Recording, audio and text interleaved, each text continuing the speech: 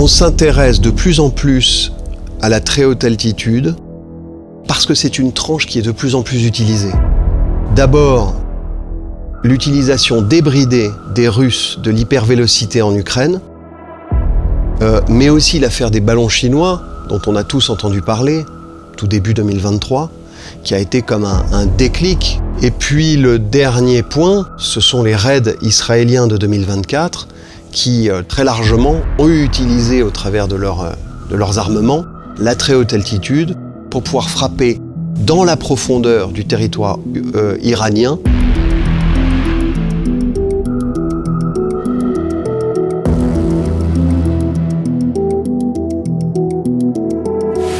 La très haute altitude, c'est en réalité la partie haute de l'espace aérien, compris grosso modo entre 20 km d'altitude et 100 km d'altitude.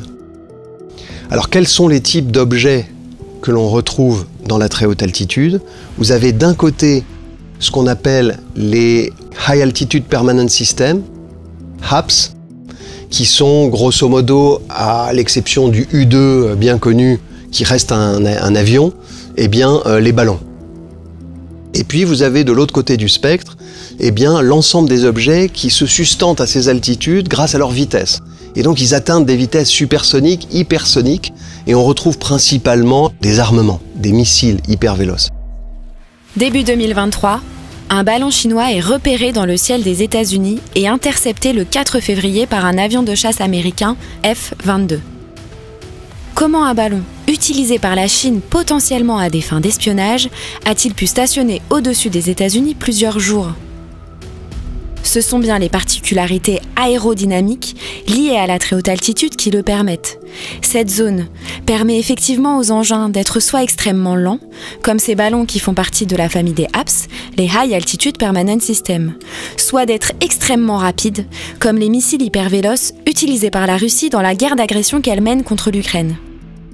La vitesse associée à la manœuvrabilité de ces missiles les rendent plus difficilement détectables et interceptables. Ces différents événements montrent à quel point la très haute altitude n'est plus seulement une zone de transit, mais bien un nouveau domaine de conflictualité. Il y a 3 enjeux à la très haute altitude.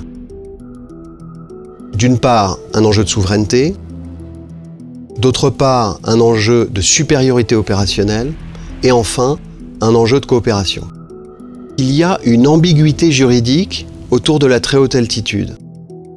La Convention de Chicago de 1944, qui traite du fait aérien, précise clairement que le milieu aérien est souverain. Mais la Convention ne dit pas quand est-ce que s'arrête l'air. Et à l'inverse, le traité de l'espace de 1967 annonce clairement que l'espace, à l'inverse, n'est pas souverain, mais ne dit pas où commence l'espace. Aucune convention, ni aucun traité ne permet de fixer en kilomètres d'altitude où s'arrête la souveraineté d'un État dans le ciel. Dans ce contexte, la France accompagne l'Union européenne dans ses travaux relatifs à une réglementation qui étendrait l'espace aérien contrôlé au-delà des 20 km d'altitude.